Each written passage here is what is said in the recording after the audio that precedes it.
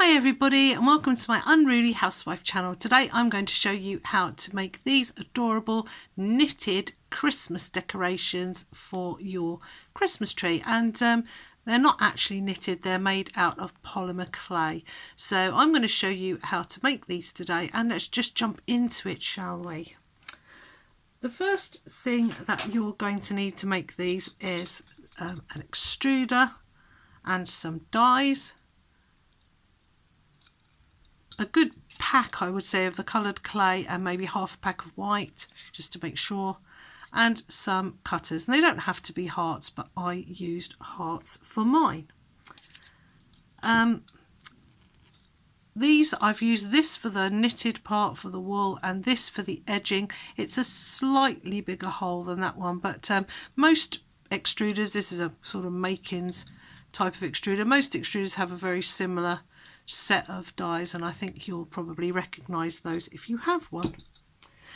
Now first of all I'll show you the white clay. Because these hearts have white clay in them and it's only around the edge, the best thing to do is to extrude your white clay first, and I use a piece of old white and translucent together to run over the palms of my hands and my fingers, fingernails, all over whatever tile I'm using. I give my extruder a good clean and just want to give myself the best chance to get my white clay sorted, and it looks really nice. I've extruded it. If you haven't seen an extruder work before, it just works like this. You turn the handle and the pressure makes the clay come out like that. It's quite hard to do actually. Why is that curling round? That's so weird. Anyway, that's what happens with your extruder. That's what happened there. Because of the way that I did it, this is all very nice and clean, and whatever freakish thing happened there, I don't know. It's just the way my life goes. So I've got the slightly thicker extrusion of white and green. The white first, then the green. They're all ready now. That's money in the bank. I won't need to do these until I come to do that little surround. But at least I know the white is as clean as I can get it. So let's just get those out of the way and we'll get started with the next part. And here we are. Noises off camera there. Here we are with the next part, and it is making the heart itself. As you can see, there's a kind of main body of the heart which looks like this, and that's what we're about to make now. I've extruded some of the clay and got it ready, but we'll come to that in a moment. So I rolled out some clay at number 3 on my pasta machine, ready to cut it out as my heart. But before I start, I'm just going to do a rough size. So I'm going to do the small one, and I'm going to cut it out to a rough size, which is not easy to do from here, but I'm going to try it anyway. And the reason I'm doing this is because I want my knitting to extend beyond the edges of that heart, so that I've just got room for the sort of the dead ends, and I can stick them to the tile while I'm working. I'll show you what I mean in a moment. So that's the trimmed base for the heart, just there. And number 3 on the pasta machine is pretty thin, but it's enough to keep my knitting, inverted commas, together. So the way you do the knitting is like this, and I'm going to make a mark down the middle of this. Now I'm not being terribly fussy, and I'm not cutting through. I'm just making a little line to work to.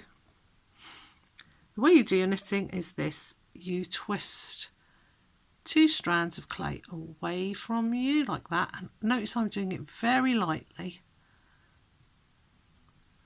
until it's gone all the way along, and then I can just tighten it up to make my sort of perfect size. That's kind of up to me how tight I want it to look, but I would say like that. And then I lay it down the middle. The ends tend to sort of unravel themselves a bit, so, but we've done it far too big, so that's fine. We can just press the ends, and I've sort of lined up the middle there with that indentation I made. And then when you come to do the next line, you would turn this the other way. Yeah, yes. I always have to double check because I frequently do it the same way, which is really annoying. And I apologise for being left-handed. It's just the way I was born. Can't do anything about it. Goodness knows my mother tried. Anyway, so you kind of match the tension, do a little bit of matchy-matchy with your existing piece of knitting and press that. Press the two together and then just kind of flatten that down a little bit with your finger because we're just trying to hold everything together. Whoops, sorry. Touch the camera mount, and if I just show you that, you get that effect there. It's kind of a bit wibbly, isn't it? It's hard to do things from behind the camera. Anyway, so that's fine. I think the less perfect it is, the more it looks like real knitting. It looks like my real knitting. Now, I've prepared these pieces because I don't want to keep you waiting. The reason I cut out this shape is that in real life, if I was making it, knitting is quite fiddly to do. So I would just make it to the length I needed, if you see what I mean.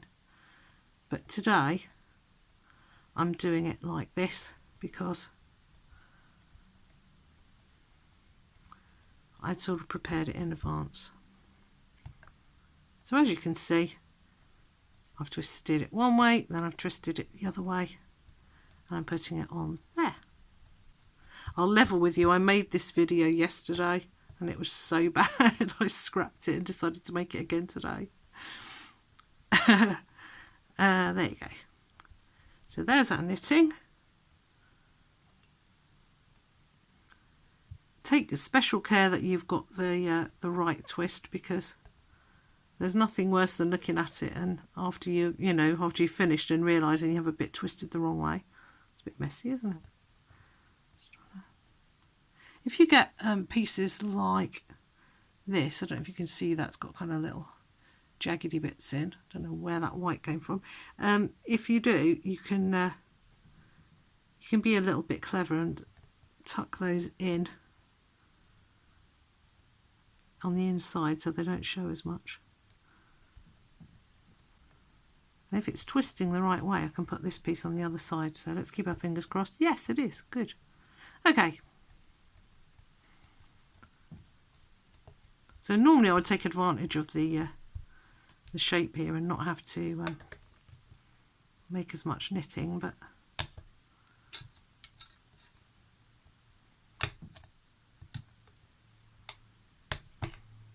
okay, so having got this, and just flatten it down nicely, just lightly. Having got this far, we can now use our cutter. Now I don't want to go, no, it's okay, the backing goes right down there. Put my cutter on, just place it so that the points are on one of the lines down the middle of the knitting. Woof, just made it there I think on that side, and give it a press. Okay, so there is my little heart, and oh, I sort of flung this to one side and really I'm going to need it soon, so peel that off. Oh my days.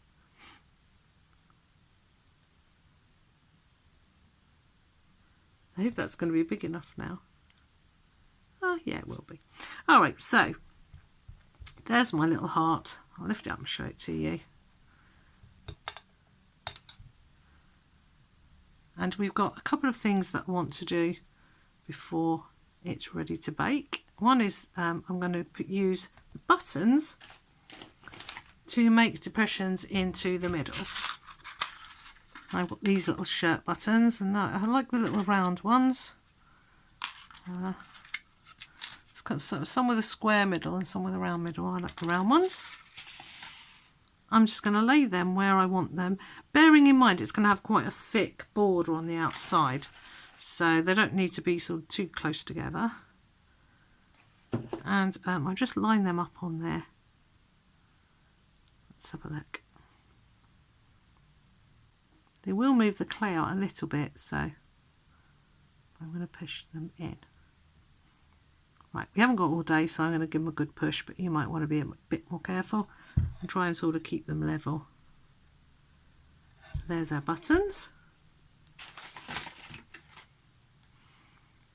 And I'm not going to bake these, I'm going to pop them out and glue them back in at the end. Didn't really make much of an impression at all, did I? But it will sit them in. I'm going to go with that, even though it's not very much of an impression. I also want to go around the edges a little, because when I put my twisted edge round, I don't want there to be too much of a sharp definition here. So I'm just going to roll those down a tiny bit, just to soften the edges. That's right. Thought for a minute I was getting it with the wrong side of the blade.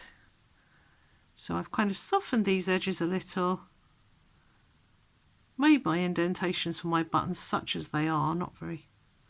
Smooth out the bumps. I don't want to be forced to put my buttons in a particular place.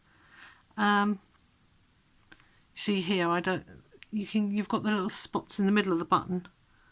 I don't really want to be a slave to those. So, and what I'm going to do now is to texture the back. And to texture it, I can use toothbrush. I'm just laying it very lightly on my fingers. It won't get ruined, I promise, if you just do it pretty lightly. I'm not trying to make a huge effect here. I just want it to be sort of matte on the back there.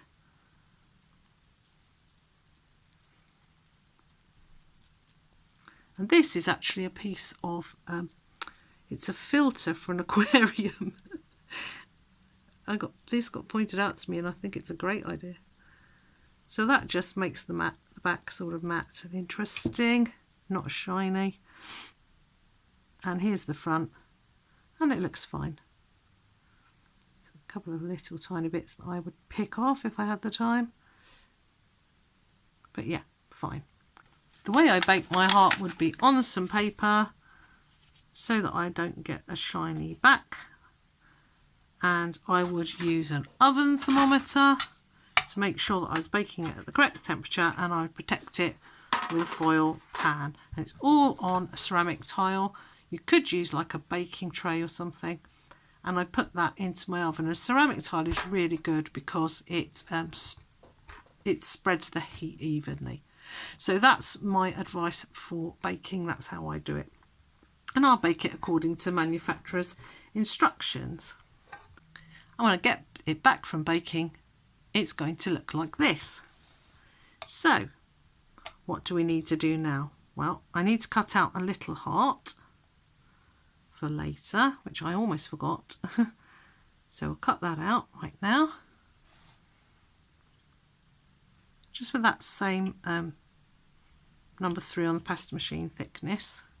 And then we'll get rid of all this stuff and we can make our edging. See the white edging there and the green. This is now baked. It's looking good. We need something to attach the edging to the heart, and that would be liquid clay. You could use Bake and Bond. I'm using Fimo liquid, but first we need to make the edging. So lay that round there. The trick to this, I found, is not to try and do one big long twist and wrap it round. That looks bad. So it's to make 2 twists, one for each side, and they go in opposite directions, and that makes it look really smart. So I'm using my nail there to cut it. That. So if I can move that little heart out of the way, because it's doing my head in. There you go, Mr. Heart. Move over there. Okay. So first side, I'll twist it, get that white off. Now, you probably will get a little bit of smeared green onto the white when you do this. Do it nice and lightly. Keep your fingers crossed, metaphorically speaking. Do it nice and lightly, and hopefully it won't be too much green. Now, if you do get some green smeared onto it, think about it, it's only a very thin skim on the surface of the white. And what I suggest is that you don't get yourself too bent out of shape about it. Make this, go ahead with it, and when it's all finished and baked and everything, you can get a piece of wet and dry sandpaper, kind of like this. This is 400, I'd suggest 800 at least. Get it nice and wet and sand any imperfections off your white, any little bits of green, any little bits of hair, once it's all baked. That's the best plan, I promise you. So that went that way. So now this is going to go this way. Whoops, towards me.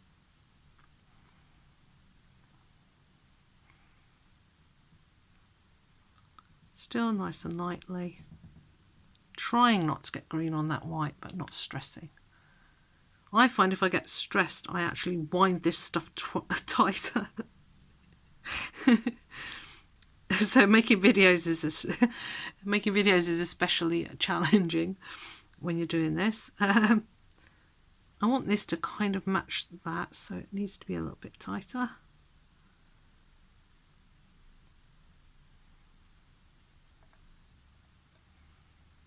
Once that's done, I can put it round either way. I think it'll look nice like that. So what we need to do now is to put our liquid clay onto the edges of this. And I'm going to do that with my finger now. Is that advisable? I've no idea. But that's how I'm going to do it. You might want to use a brush or something.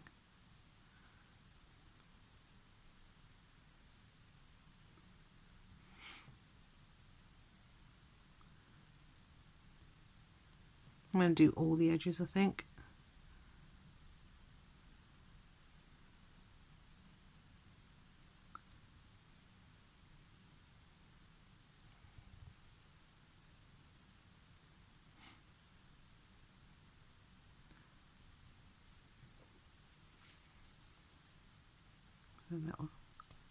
A little wipe. I just realised these are my knickers. Yep, give it a wipe with your old knickers. Oh dear. This is not like watching one of the greats, is it? Okay, so now I'm going to go around with this. Give it another tighten because it unravels, as I've mentioned probably more than once. And let's cut the edge off. And let's just put that in there, see which way. I think it's best that way. I'm going to line it up with that and just push it round. It doesn't want to go at first, it never does. To the bottom, and I'll trim it there. Might trim it again later. Whoops. Better if you don't do this with some kind of hideous shaking problem that I have at the moment. Push that on, and you know, give it a nice push on. Don't be shy. It'll probably go a bit further now. Yeah, it has. I'll push that all the way along. Now I have got some little, like a little piece of hair there and stuff like that stuck to it. And as I said before, don't get stressed about that because it's inevitable, and that little bit of sandpaper will take that right off once it's baked.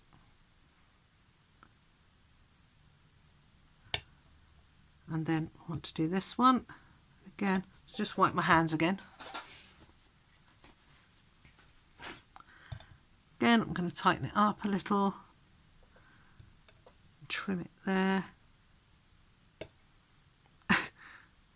Whoops, there you go.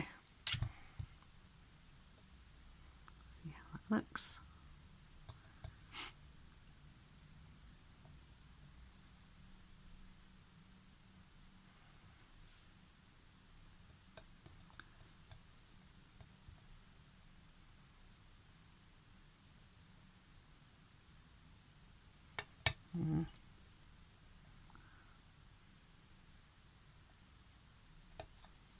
give yourself a little bit of length to play with, then you can adjust how you think it looks. I think maybe I should do that at more of an angle. I'll perhaps just pinch it a little. There you go.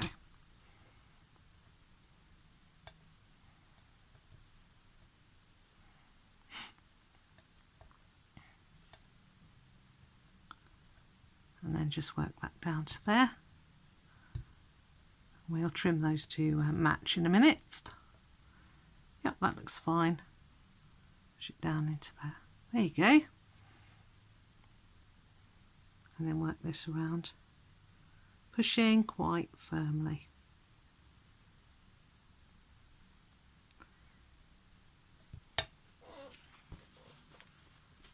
I think I put quite a lot of liquid clay on this time, and when you're doing it on camera it's quite nerve-wracking. Maybe don't make quite as much mess with the liquid clay as I have. I'm going to hope that that's going to come together now that I've trimmed it. Yeah. Pinch that together. Yeah, and just make sure that everything's seated nicely, so that when it bakes it's on there firmly, it's touching all the way along. You'll see some little light coming through little holes. That's fine, that's kind of like knitting, isn't it? But you don't want it to be falling off. It should stick really well. Liquid clay works brilliantly. Right, I won't mess around with that anymore, I promise. Because I'm starting to do a bit too much. But yeah, it's it wants more care than I can give it right now. But I think that looks pretty good, and the back looks quite pretty too, so it's not a dead loss on the back. And now what we're going to do is attach that finding. We couldn't really do that until we had this in place because we didn't know how deep to do it, and I'm actually going to put it there. So I want to put the split on the split ring at the bottom, so it'll be a filled in bit that's here, and I just push that there like that, and then I get my little heart, and I'm going to put liquid clay on the back of that.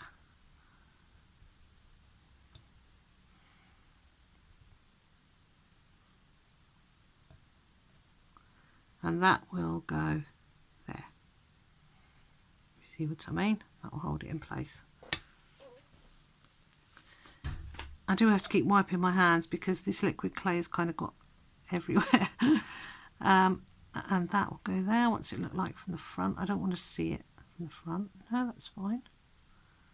Okay, turn that over. Once I've got that in, I'm going to go press so that it holds that finding in place.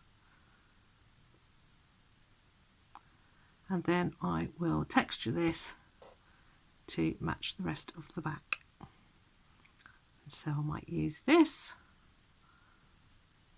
or I might use my brush, or I might use both. I'm sure other people are going to find creative ways to do the texturing. Alright, I'm not going to faff around with that anymore. I'm going to leave it now. It's got a hair. Hasn't it always? I'll deal with that after it's baked, I think. Yeah, we're going to leave that or we'll be here all day. Okay, so that's the back. Square it up a little bit. And that's the front. So before gluing on the buttons, and you can use like super glue for that, that'll be absolutely fine. I will bake this in the oven in the same way as I told you before, on a piece of paper to stop it all getting shiny on the back, and with a piece of foil and your oven thermometer, and yeah, you know what to do now, don't you? Here they are. It's a good idea to find yourself some pretty ribbon, and look at that. It was pretty easy, I think, wasn't it, even though I made it look hard. Thank you so much for watching. I hope you enjoyed that. If you did, please give my video a nice thumbs up and consider subscribing. I want to thank my patrons for being very patient with me this month because I haven't made many videos. I have kind of made some for them, but I haven't made many on my channel. And yeah, thank you for watching. I love you all. I'll see you next time. Bye bye.